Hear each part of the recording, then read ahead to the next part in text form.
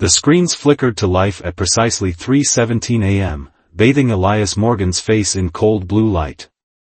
After 8 years as night warden at Facility 9, he had grown accustomed to the silence, the emptiness, the routine. Never in his 32 years of existence had he expected anything to change in the underground chambers he monitored. Until now. Vital signs detected in Chamber E7, the system announced in its flat, artificial voice. Cryostasis protocol disrupted. Elias's coffee mug crashed to the floor. Chamber E7 had been dormant for the entire 112 years since the facility was established. According to the sparse documentation he'd been given, the 7 chambers in E-Wing contained subjects of historical significance who were never supposed to wake. His fingers trembled as he pulled up the live feed from E7. The glass of the vertical chamber had fogged over, but he could make out a silhouette within, unmistakably human, or at least humanoid. Female, based on the outline. System, what caused the disruption? Elias asked, already reaching for the emergency protocols manual that had gathered dust on his shelf. Unknown. Power fluctuation detected in auxiliary generators followed by manual override from within the chamber. From within? That was impossible. No one inside a cryostasis pod should have the capability to override facility controls. Unless. The intercom buzzed. Warden Morgan, please report to E-Wing for subject assessment. It was Dr. Kaplan, the facility's medical director, who Elias had met exactly twice in 8 years. 20 minutes later, Elias stood outside Chamber E7, pulse racing. Dr. Kaplan and 2 security officers waited with rifles trained on the slowly clearing glass. Remember, Kaplan whispered, no matter what it says, no matter what it looks like, do not engage. These beings were contained for a reason. Beings. Not people. The distinction sent a chill down Elias's spine. The glass door slid open with a pneumatic hiss, releasing a cloud of icy vapor. A woman stepped through, glided through, moving with a grace that seemed impossible after centuries of immobility. She was tall, with skin like polished bronze and hair the color of midnight that floated around her as though underwater. But it was her eyes that held Elias frozen, iridescent violet with vertical pupils that expanded and contracted as she took in her surroundings. Those eyes found his, and Elias felt the floor tilt beneath him.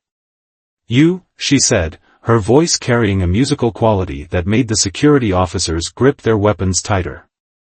You are the warden. Not a question. A statement.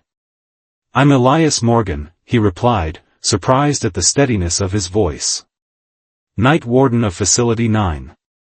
She smiled, revealing teeth too white, too perfect. I am Dahlia. The last time I was awake, this place had a different name. And a different purpose. Dar. Kaplan stepped forward. Subject E7, you will return to your chamber for assessment. Dahlia's smile vanished. I have slept for 372 years. I will not return to that prison. She moved with sudden, blinding speed. The security officers never had a chance to fire. One moment she was standing before them, the next she was behind them. Both men collapsed, unconscious but breathing. I mean no harm, she said to Elias, ignoring Kaplan who was frantically reaching for an alarm. But I will not be contained again. Her hand brushed Elias's arm, sending an electric current through his body. Images flooded his mind, stars viewed from impossible angles, civilizations rising and falling, and something vast and ancient stirring beneath the earth's crust. The others will wake soon, Dahlia whispered, her lips close to his ear. And not all are as gentle as I am. As alarms began to wail throughout the facility, Elias made a decision that would change his life forever. Instead of reaching for his sidearm, he took her hand. What are you? He asked. Dahlia's violet eyes gleamed. The question, Warden, is what are we going to become, together? Alarms continued to blare as Elias led Dahlia through the winding corridors of Facility 9. His training screamed at him to follow protocol, contain the subject, alert headquarters, await instructions. Yet something deeper, more instinctual, guided his actions now. The surveillance system covers every inch of this place, Elias explained as they ducked into a maintenance tunnel. Except for these service passages. They were built before the modern security upgrades. Dahlia moved silently beside him, her bare feet somehow making no sound against the cold metal flooring. "You're risking everything to help me," she observed. "Why?" The question hung between them as Elias paused at a junction. Why indeed? He had dedicated his life to rules and procedures, finding comfort in their rigid predictability. "When you touched me," he finally said, "I saw things." "Were those your memories?" A shadow passed over Dahlia's face. Echoes of what once was. What might be again?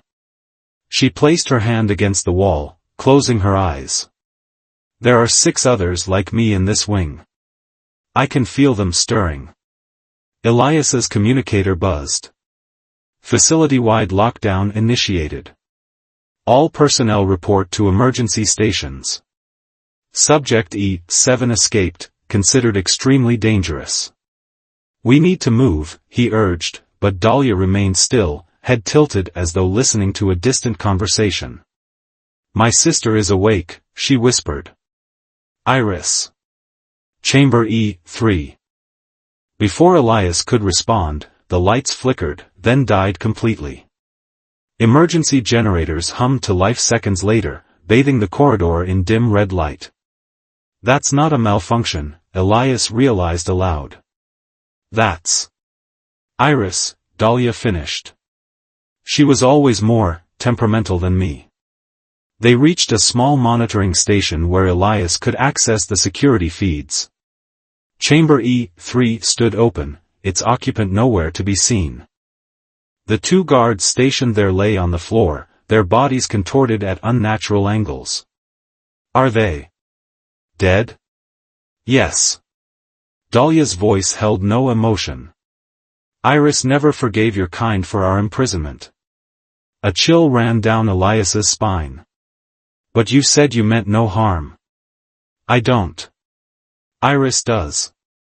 Dahlia turned to face him, her violet eyes now glowing faintly in the red emergency lighting. "We are not a monolith, Elias Morgan. We are as varied in our temperaments as your species." The security feed switched to the main laboratory. Dr. Kaplan and a team of scientists were frantically working to secure the remaining chambers while security personnel established defensive positions. "They're preparing to terminate the stasis protocols," Elias realized with growing horror. "They'll kill the others rather than risk more awakenings." Dahlia's expression hardened. "Then we must awaken them first." "Wait," Elias caught her arm, surprised by the warmth of her skin. He had expected cold, like the chamber she emerged from. "If they're all like Iris." "They're not. But they have reason to hate." She moved closer, her scent enveloping him, something like ozone and wildflowers. "You've shown me kindness. That changes things." Before he could respond, she pressed her lips to his. The contact sent another cascade of images through his mind, Dahlia and her kind walking among humans millennia ago, worshipped as gods by some, hunted as demons by others. The rise of science and reason driving them into hiding. The betrayal that led to their capture and imprisonment. When she pulled away, Elias felt dizzy, disoriented. "What are you?" he asked again. "We were called many names throughout your history," she replied. "But we named ourselves Eternals." The facility shuddered as another power surge rippled through the systems. On the monitors, Chamber E5 began its awakening sequence. "That's Victor," Dahlia said. "He will help us. But first, we need to find Iris before she massacres everyone in her path." Elias checked his sidearm, a gesture that suddenly seemed futile. "How do we stop someone like her?" Dahlia's smile returned, enigmatic and alluring. We don't. But I can reason with her, remind her of our purpose. She traced a finger along Elias's jawline. And perhaps show her that not all humans deserve her wrath. As they moved through the facility, Elias found himself drawn deeper into Dahlia's orbit. Each touch, each glance between them forged something new and undeniable. When they finally found Iris, surrounded by the bodies of security personnel, Elias witnessed the sisters' reunion with a mixture of awe and terror. Unlike Dahlia's bronze complexion, Iris had skin like polished alabaster, with hair the color of fresh blood and eyes of burnished gold. The sisters communicated in a language of musical tones and gestures too quick to follow. She will not harm you, Dahlia eventually told him. But she insists we awaken the others immediately. As the three of them made their way back to E-Wing, Elias caught Dahlia's hand. What happens after everyone wakes up? What do the Eternals want? Dahlia's expression softened, and for a moment, Elias saw something unexpected: uncertainty. Freedom. Purpose. Her fingers intertwined with his. Perhaps connection. In that moment, surrounded by danger and facing an impossible future, Elias realized he was falling for a being who had walked the earth before his civilization existed. And as the remaining chambers in E-Wing began their awakening sequences, he wondered if their connection would survive what was to come. The command center of Facility 9 had become a war room. Elias, still technically a warden though now surely branded a traitor, stood surrounded by all 7 awakened Eternals. Each possessed the same otherworldly beauty as Dahlia and Iris, though with distinct variations: metallic skin tones ranging from bronze to silver to gold, eyes in impossible colors, and an aura of power that made the air itself feel charged. Victor, the third to awaken, had proven himself an ally. Tall and imposing with quicksilver skin and eyes like green fire, he possessed the ability to interface directly with the facility's technology. Now he stood before the main terminal, fingers splayed as data streamed across screens at impossible speeds. They have initiated Protocol Omega, he announced, his voice resonating with metallic undertones. The entire facility will self-destruct in 60 minutes. Talia, an Eternal with skin like burnished copper and hair white as snow, hissed in anger. They would rather die than face us. Cowards. They fear what they don't understand, Dahlia countered, her hand finding Elias's. As they always have. Elias studied the tactical displays. Security teams were converging on the command center, heavily armed with weapons he had never seen before, not standard military issue. Those aren't regular containment units, he observed. What are they carrying? Orion, the eldest Eternal with obsidian skin etched with luminescent blue patterns, stepped forward. Weapons designed specifically to harm our kind. They've been planning for this contingency since our capture. The revelation struck Elias like a physical blow. You're saying they always expected you to wake? That this was planned? Not exactly, Victor said, still processing data. But they prepared for failure. And now I understand why. He turned to face the group, expression grim. I've accessed the classified files. We weren't imprisoned to protect humanity from us. We were preserved. A weighted silence fell over the room. Elias looked to Dahlia, searching her face for explanation. Preserved for what? It was Mira, the youngest Eternal with skin like polished jade, who answered. In case they needed us again. In case it returned. It? The Devourer, Dahlia whispered, her violet eyes clouding with ancient memory. An entity that exists between realities. It comes in cycles, feeding on consciousness itself. We fought it back 3 millennia ago, and again 7 centuries past.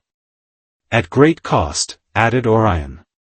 Our numbers dwindled from thousands to hundreds, then to dozens. Victor pulled up a star chart on the main screen. According to these calculations, the cycle is about to begin again.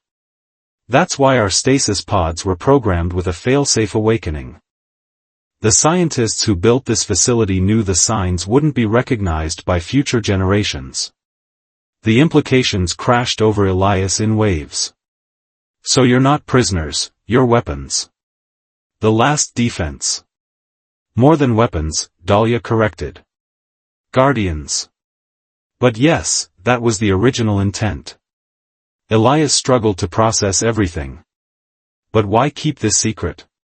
Why not tell the wardens, the staff? Talia laughed bitterly.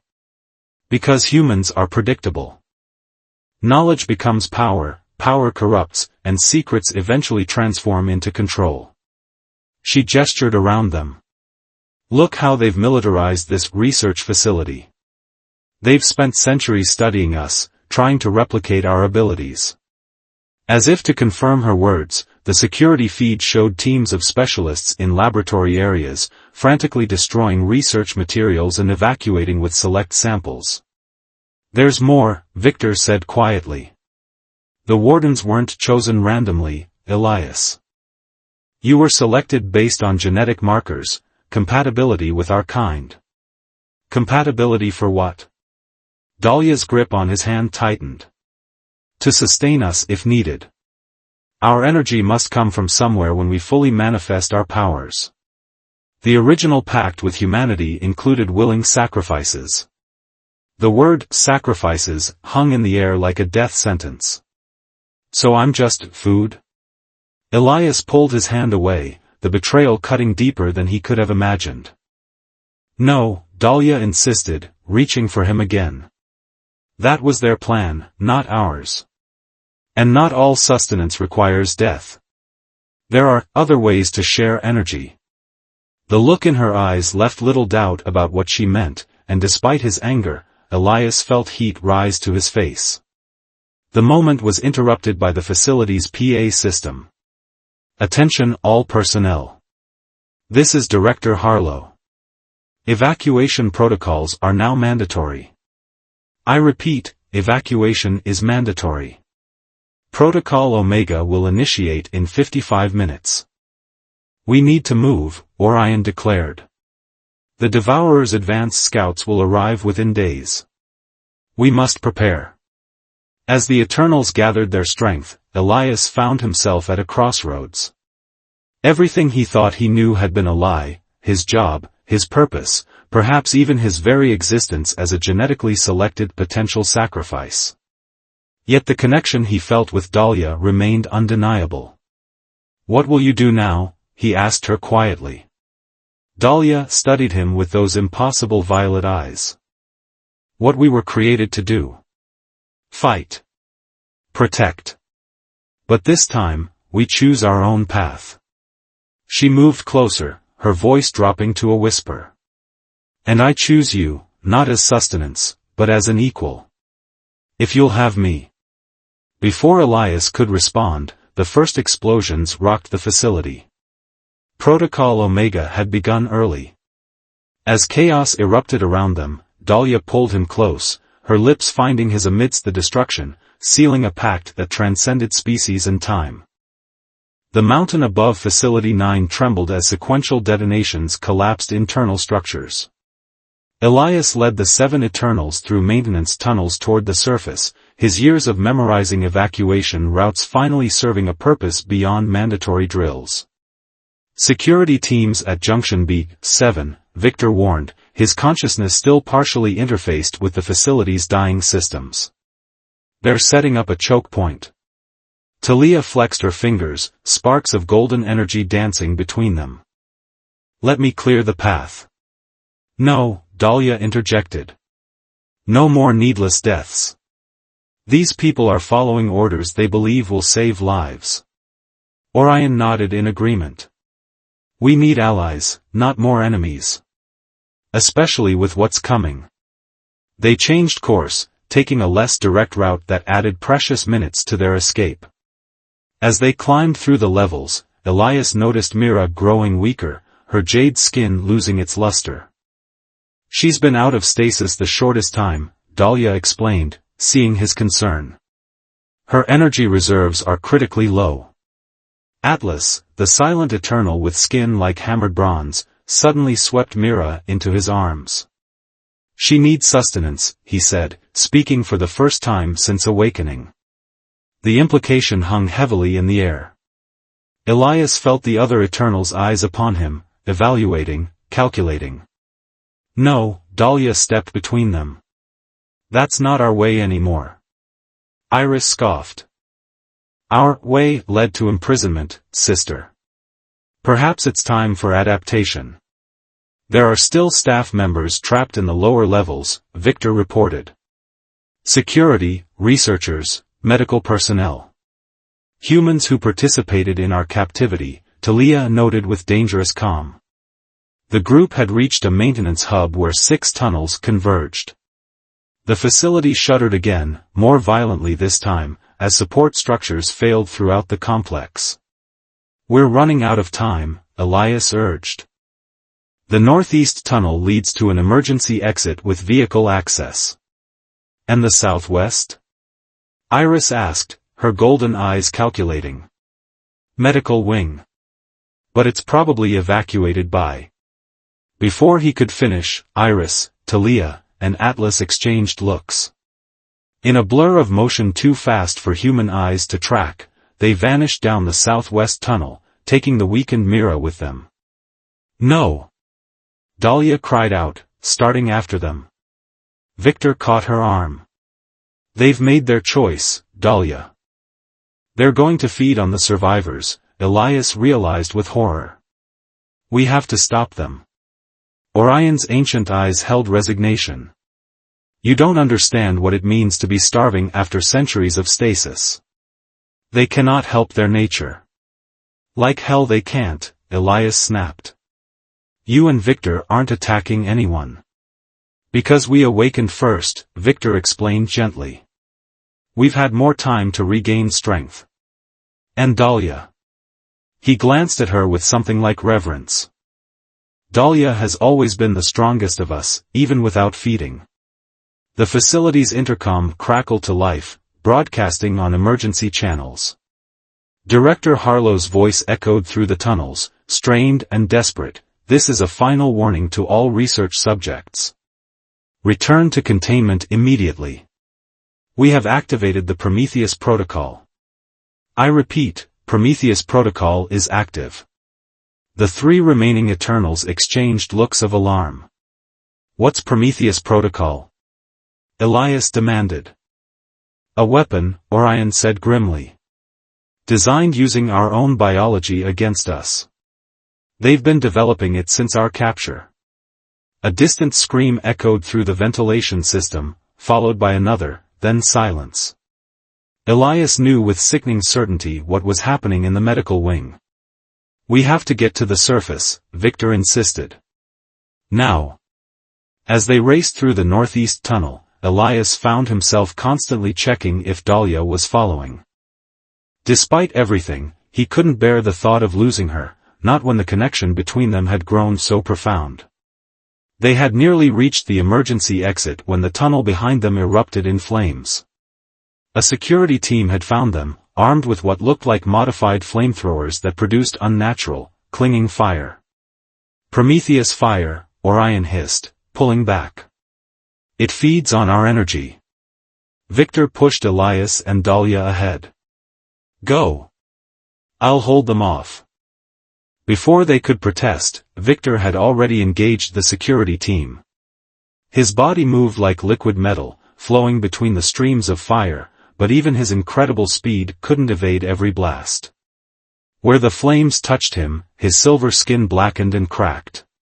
Elias felt Dahlia trembling beside him, torn between escape and helping her brother. He made the decision for her, pulling her toward the exit. We can't help him if we're all caught. The emergency exit led to a vehicle bay where a single transport remained. As Elias hotwired the engine, Dahlia stood watch, her entire body tense with grief and anticipation.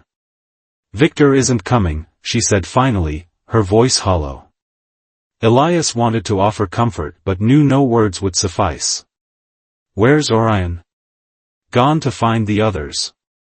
He believes he can convince them to stop the feeding frenzy. The engine roared to life just as the facility's automated voice announced, Protocol Omega complete in 10 minutes. All personnel evacuate immediately. As they drove up the access tunnel toward daylight, Dahlia stared silently out the window. When they finally emerged into the open air, the mountain behind them was already beginning to collapse inward, creating a massive sinkhole where Facility 9 had stood for over a century. Elias steered the transport onto a Forest Service road, putting distance between them and the destruction. They had driven barely 5 miles when Dahlia suddenly tensed. Stop the vehicle. Standing in the middle of the road ahead was Iris, her white skin now glowing with renewed vitality. Behind her stood Talia, Atlas, and Mira, all visibly strengthened, their skin radiant with power. And beside them, to Elias's shock, stood Orion. As Elias brought the transport to a halt, Dahlia stepped out to confront her siblings. Their conversation took place in that musical language he couldn't understand, but the tone needed no translation, accusation, justification, anger. Finally, Dahlia returned to the vehicle, her expression unreadable. What did they say? Elias asked. They want you. Her voice was flat, emotionless. As payment for Victor. They say one human life for one eternal is a fair trade. Elias's blood ran cold. And what did you tell them? Dahlia's violet eyes met his, and in them swirled emotions too complex to name. I told them you're mine. That we're bonded now. And they accepted that? A sad smile touched her lips. No. They gave me a choice, join them in preparing for the Devourer's arrival, which means letting them feed as they see fit or stay with you and be considered a traitor to our kind. The weight of her decision pressed down on them both. What will you do? Instead of answering, Dahlia leaned across the seat and kissed him with desperate intensity. When their lips parted, she whispered, Drive, Elias. Drive as fast as you can. In the rearview mirror, Elias saw the 4 Eternals watching them leave, their inhuman eyes tracking the vehicle until it disappeared around a bend. Only then did he allow himself to breathe. They'll come after us, he said. Yes, Dahlia agreed. But not today. Today they're drunk on fresh energy and focused on finding more before confronting the Devourer. Elias gripped the steering wheel tighter. Did they kill everyone in the medical wing? Dahlia's silence was answer enough. As they drove deeper into the wilderness, the reality of their situation crystallized. They were fugitives, from both human authorities and eternal justice. And somewhere beyond the stars, an ancient hunger was stirring, preparing to descend upon Earth once more. 3 days after escaping Facility 9, Elias and Dahlia had found temporary sanctuary in an abandoned fire lookout tower deep in the national forest. From their elevated position, they could see for miles in every direction, including the massive military operation now centered around the collapsed mountain. They're searching for us, Elias observed, lowering the binoculars. All of us. Dahlia stood behind him, her arms wrapped around his waist, chin resting on his shoulder. In the days since their escape, their bond had deepened beyond what Elias had thought possible. Physically, emotionally, spiritually, they had connected in ways that transcended human experience. The Devourer's advance scouts will reach Earth tomorrow, she said quietly. The others will confront them. Without you. She tightened her embrace. Without me. That first night in the lookout tower, their passion had overwhelmed caution. What began as comfort evolved into desperate need, then transformed into something more profound. When they made love, Elias experienced Dahlia's memories as if they were his own, her joy, her sorrows, the weight of millennia pressing down upon her consciousness. In turn, she had tasted his humanity, his fleeting but intense existence. She had fed on his energy, but not as her siblings had fed on the facility staff. This exchange was mutual, consensual, enriching both rather than depleting one. "You're thinking about that night again," Dahlia observed, a smile in her voice. "Your heart rate increases when you do." Elias turned to face her. In the soft evening light, she looked almost human, almost, but not quite. The otherworldliness that had first terrified him now seemed precious, a reminder of how extraordinary their connection truly was. "I was thinking about what happens next," he admitted. "If the others defeat the Devourer's scouts." "They won't," Dahlia interrupted. "Not without all 7 of us. They'll slow the advance, perhaps, but the true battle is yet to come." Elias had learned enough about the Eternal's history to understand the gravity of her words. "So they'll come looking for you?" "Yes. And they'll expect me to bring you as an offering." She traced the line of his jaw with gentle fingers. "A peace offering to restore our unity." The thought should have terrified him, yet Elias felt strangely calm. "Would my death really make that much difference in the fight?" Dahlia's violet eyes darkened. "It's not about your death, Elias. It's about your transformation." "Transformation?" She guided him to sit on the narrow cot they shared. "There's something I haven't told you. Something even my siblings don't fully understand." She took a deep breath. "The ancient texts speak of humans who joined with Eternals, becoming hybrids with powers of their own." Elias stared at her, mind racing. "Are you saying I could become like you?" "Not exactly like me. But no longer entirely human." She hesitated. "The process is dangerous. Many don't survive. Those who do are forever changed, unable to return to their former lives." "Why didn't you mention this before?" "Because it must be a choice freely made, with full understanding of the consequences." Her gaze was solemn. "And because I care too much for you to risk your life needlessly." Through the windows of the lookout tower, the first stars had begun to appear. Somewhere among them, an ancient horror was approaching, a consciousness so vast it could devour worlds. "If I transformed," Elias asked carefully, "would I be able to help fight the Devourer?" "Yes. Our joined energy would be powerful, perhaps powerful enough to convince the others to accept our bond rather than destroy it." The choice before him seemed impossible: remain human and likely die when the Eternals came for him, or risk everything to become something new, something unprecedented. How would it work? This transformation? Dahlia's expression softened. "We would join completely, physically, mentally, spiritually. I would pour my essence into you, and you would either embrace it or be consumed by it. Like when we made love, but more intense. Infinitely more." She looked away. "It would hurt, Elias. Beyond anything you've ever experienced." Outside, distant thunder rolled across the mountains. No, not thunder, explosions. The military operation was expanding, moving closer to their hideaway. "They'll find us soon," Elias noted. Dahlia nodded. "And beyond them, my siblings approach. I can feel them searching. And beyond them, the Devourer." "Yes." Elias took her hands in his. Throughout his life, he had chosen safety, predictability, routine. Becoming a warden at Facility 9 had been the most adventurous decision he'd ever made, and even that had involved rigid protocols and procedures. Now he faced a choice that would shatter every boundary he had ever known. "I choose you," he said simply. "Whatever comes next, I choose you." Tears, iridescent, almost luminous, gathered in Dahlia's eyes. "You don't understand what you're saying." "Probably not," he agreed with a small smile. "But I understand enough. I know that what we have is worth fighting for.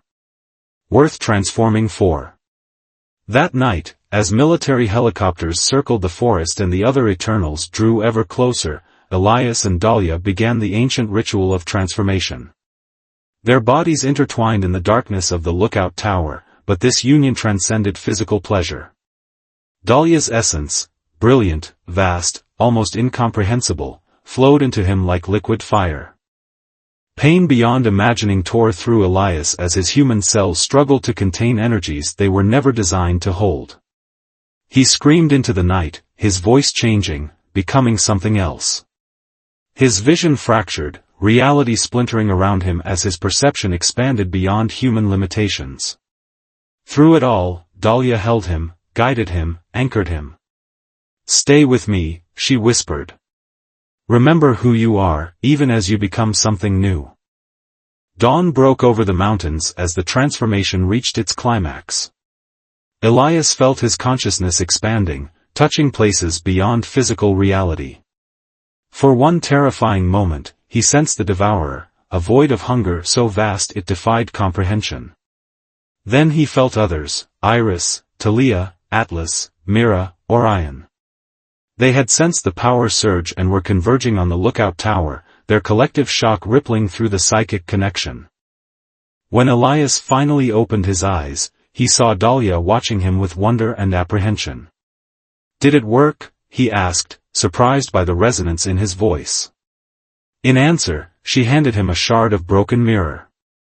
The face that looked back was still recognizably his, yet fundamentally altered. His skin had taken on a subtle bronze luminescence that echoed Dahlia's, and his eyes, once dark brown, now swirled with amber and gold. "You survived," she whispered in awe. "You're the first in over 2,000 years." Before Elias could respond, the lookout tower door burst open. Iris stood framed in the doorway, her golden eyes wide with disbelief. Behind her, the other Eternals gathered, their expressions ranging from outrage to fascination. "What have you done, sister?" Iris demanded. Dahlia stood protectively in front of Elias. "What was necessary? What was right?" Orion pushed forward, studying Elias with ancient eyes. "The hybrid transformations were forbidden after the last cycle. You know this." "Many things were forbidden that should not have been," Dahlia countered. "Including our free will."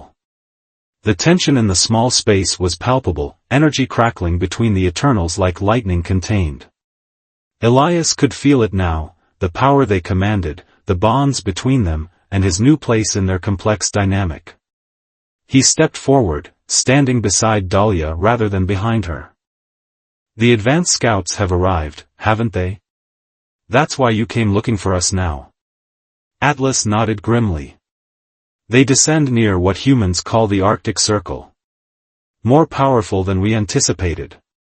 We need all our strength united," Mira added, her jade eyes lingering on Elias with curious assessment.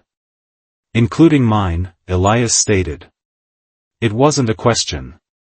A moment of silence stretched between them, the ancient beings calculating, reconsidering. Finally, Orion spoke. "The transformation has bound you to our fate, hybrid. If we fall, you fall. If Earth is consumed, you are consumed." "I understood the risk," Elias replied with newfound confidence. Talia's laugh was like silver bells. "Did you? I wonder." She circled him, examining his transformed state. "But what's done is done. And perhaps." She exchanged meaningful looks with the others. "Perhaps this is what was always meant to happen." Outside, military helicopters circled closer, searchlights sweeping the forest.